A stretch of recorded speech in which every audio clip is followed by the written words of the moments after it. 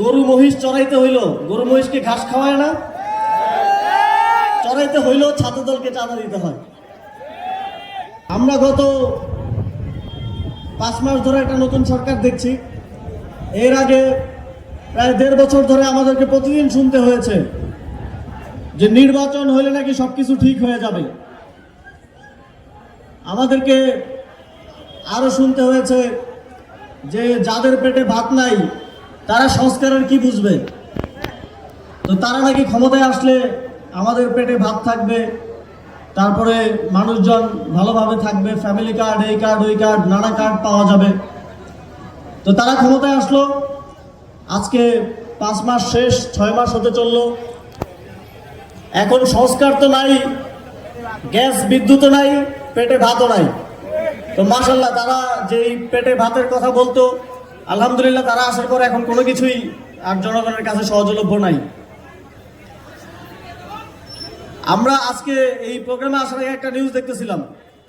আমরা তো অন্তর্বর্তী সরকারের সময় থেকে শুরু করে চাঁদাবাজির বিভিন্ন অভিনব কৌশল, অভিনব উপায় শুনছি, নিউজে দেখছি।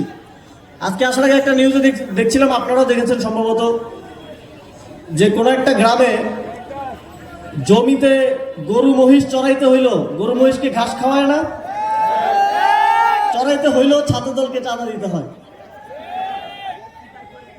জনাব মির্জা ফখরুল ইসলাম আলমগীর, তিনি সম্ভবত রাষ্ট্রপতি হবেন, তিনি নির্বাচনের আগে বলেছিলেন যে তারা ক্ষমতায় আসলে বছরে 1 কোটি কর্মসংস্থান তৈরি করা হবে।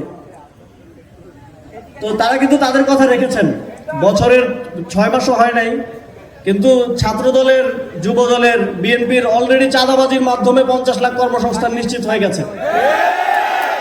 চাঁদাবাজি করে তাদের ফ্যামিলি চলতেছে, তাদের পেট চলতেছে, সাধারণ মানুষ জাহান্নামে যাক।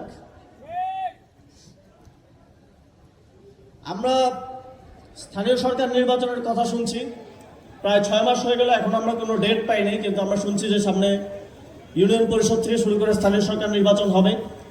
আমরা আশা করেছিলাম জুলাই সনদ অনুযায়ী, গণভোটের রায় অনুযায়ী সংস্কারের মাধ্যমে নির্বাচন কমিশন সহ রাষ্ট্রীয় প্রতিষ্ঠানগুলোকে শক্তিশালী করার পরে এই নির্বাচনগুলো সংগঠিত হবে।